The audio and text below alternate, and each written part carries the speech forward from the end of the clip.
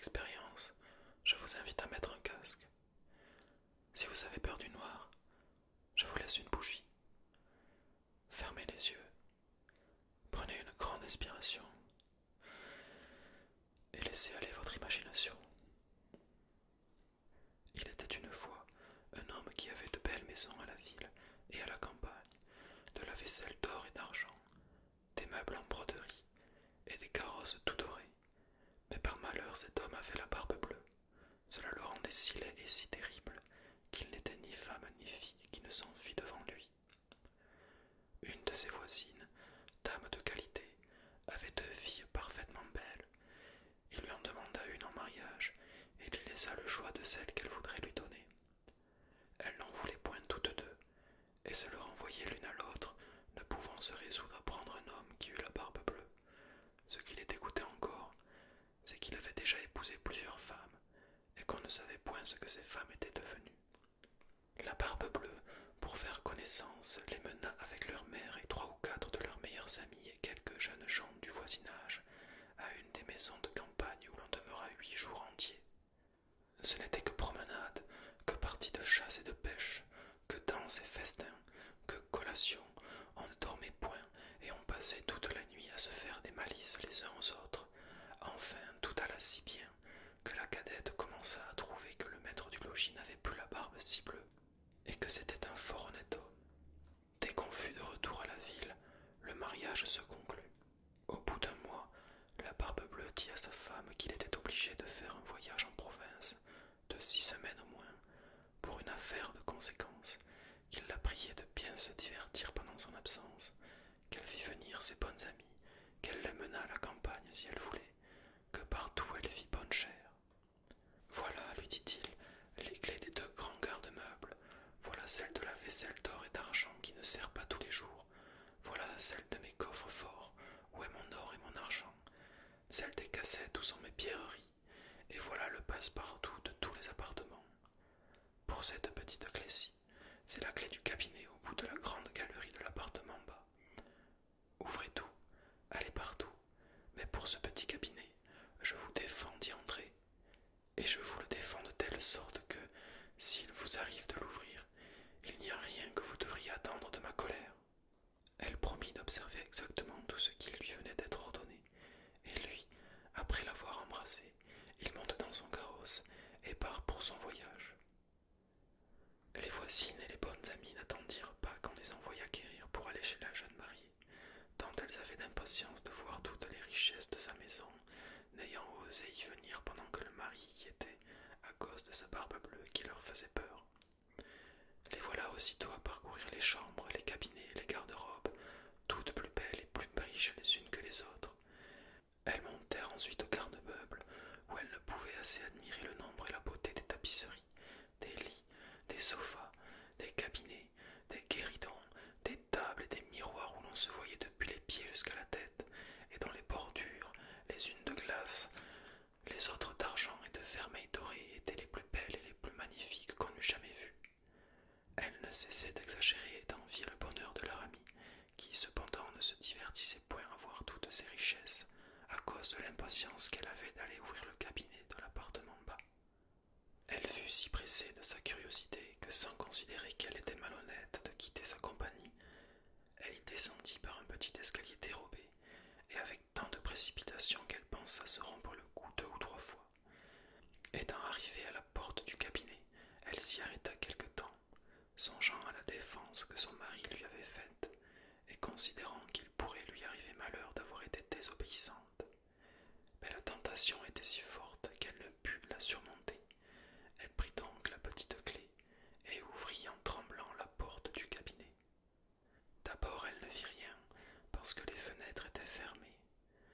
Après quelques moments, elle commença à voir que le plancher était tout couvert de sang caillé, et que ce sang gisait des corps de plusieurs femmes mortes et attachées le long des murs. C'étaient toutes les femmes que Barbe-Bleue avait épousées et qu'il avait égorgées l'une après l'autre. Elle pensa mourir de peur, et la clé du cabinet qu'elle venait de retirer de la serrure lui tomba de la main.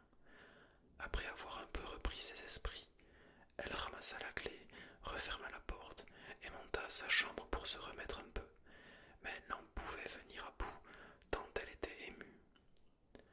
Ayant remarqué que la clé du cabinet était tachée de sang, elle l'essuya 2 ou 3 fois, mais le sang ne s'en allait point.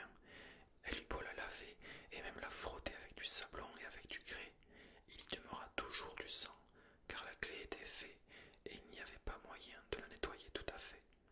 Quand on ôtait le sang d'un côté, il revenait de l'autre. La Barbe Bleue revint de son voyage dès le soir même, et dit qu'il avait reçu des lettres dans le chemin qui lui avaient appris que l'affaire pour laquelle il était parti venait d'être terminée à son avantage. Sa femme fit tout ce qu'elle put pour lui témoigner qu'elle était ravie de son prompt retour. Le lendemain, il lui redemanda les clés, et elle les lui donna, mais d'une main si tremblante qu'il devina sans peine tout ce qui s'était passé.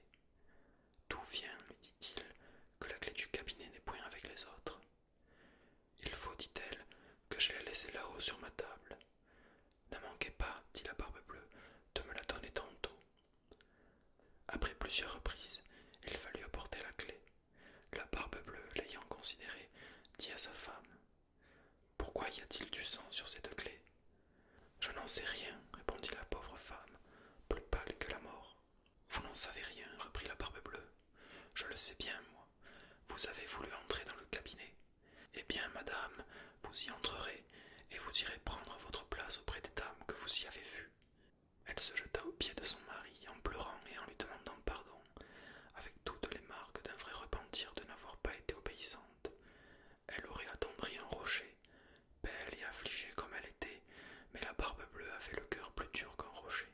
« Il faut mourir, madame, lui dit-il, et tout à l'heure. »« Puisqu'il faut mourir, répondit-elle en le regardant les yeux baignés de larmes, donnez-moi un peu de temps pour prier Dieu. »« Je vous donne un demi-quart d'heure, reprit la Barbe Bleue, mais pas un moment davantage. » Lorsqu'elle fut seule, elle appela sa sœur et lui dit: « Ma sœur Anne, car elle s'appelait ainsi, monte, je te prie, sur le haut de la tour pour voir si mes frères ne viennent point.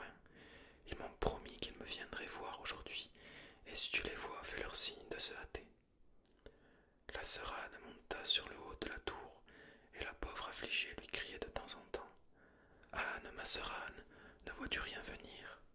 Et la sœur lui répondait: « Je ne vois que le soleil qui poudroie et l'herbe qui verdoie. » Cependant la Barbe Bleue, tenant un grand coup de lasse à sa main, criait de toute sa force à sa femme: « Descends vite, ou je monterai là-haut. »« Encore un moment, s'il vous plaît, lui répondait sa femme, et aussitôt elle criait tout bas: « Anne, ma sœur Anne, ne vois-tu rien venir ?» Et la sœur Anne répondait: « Je ne vois que le soleil qui poudroie et l'herbe qui verdoie. »« Descends donc vite, criait la Barbe Bleue, ou je monterai là-haut. »« Je m'en vais, répondait sa femme. Puis elle criait: « Anne, ma sœur Anne, ne vois-tu rien venir ?»« Je vois, répondit la sœur Anne, une grosse poussière qui vient de ce côté-ci. Ce sont mes frères. »« Hélas, non, ma sœur, c'est un troupeau de moutons. »« Ne veux-tu pas descendre ?» criait la Barbe Bleue.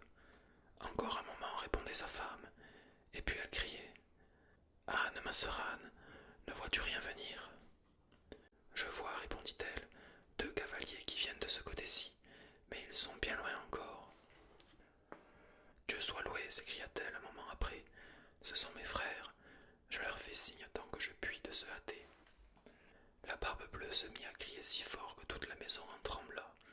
La pauvre femme descendit et alla se jeter à ses pieds tout éplorée et tout échevelée. « Cela ne sert à rien, dit Barbe Bleue, il faut mourir. » Puis la prenant d'une main par les cheveux et de l'autre levant le coutelas en l'air, il allait lui abattre la tête. La pauvre femme, se tournant vers lui et le regardant avec des yeux mourants, le pria de lui donner un petit moment pour se recueillir. « Non, non, dit-il, recommande-toi bien à Dieu. » Et levant son bras, dans ce moment on heurta si fort à la porte que la Barbe Bleue s'arrêta tout court. On ouvrit, et aussitôt on vit entrer 2 cavaliers qui, mettant l'épée à la main, coururent droit à la Barbe Bleue. Il reconnut que c'étaient les frères de sa femme, l'un dragon et l'autre mousquetaire, de sorte qu'il s'enfuit aussitôt pour se sauver.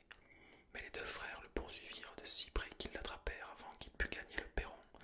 Ils lui passèrent leur épée au travers du corps et le laissèrent pour mort. La pauvre femme était presque aussi morte que son mari, et n'avait pas la force de se lever pour embrasser ses frères. Il se trouva que la Barbe Bleue n'avait point d'héritier, et qu'ainsi sa femme demeura maîtresse de tous ses biens. Elle en employa une partie à marier sa sœur Anne avec un jeune gentilhomme dont elle était aimée depuis longtemps, une autre partie à acheter des charges de capitaine à ses deux frères, et le reste à se marier elle-même à un fort honnête homme qui lui fit oublier le mauvais temps qu'elle avait passé avec la Barbe Bleue. Moralité, la curiosité, malgré tous ses attraits, coûte souvent bien des regrets. On en voit tous les jours mille exemples paraître. C'est, n'en déplaise au sexe, un plaisir bien léger. Dès qu'on le prend, il cesse d'être, et toujours il coûte trop cher. Pour peu qu'on ait l'esprit sensé, et que du monde on sache le grimoire, on voit bientôt que cette histoire est un conte du temps passé. Il n'est plus d'époux si terrible, ni qui demande l'impossible. Fut-il malcontent et jaloux, près de sa femme on le voit filer doux, et de quelque couleur que sa barbe puisse être, on a peine à juger qui des deux est le maître. Merci d'avoir écouté ce conte. À bientôt.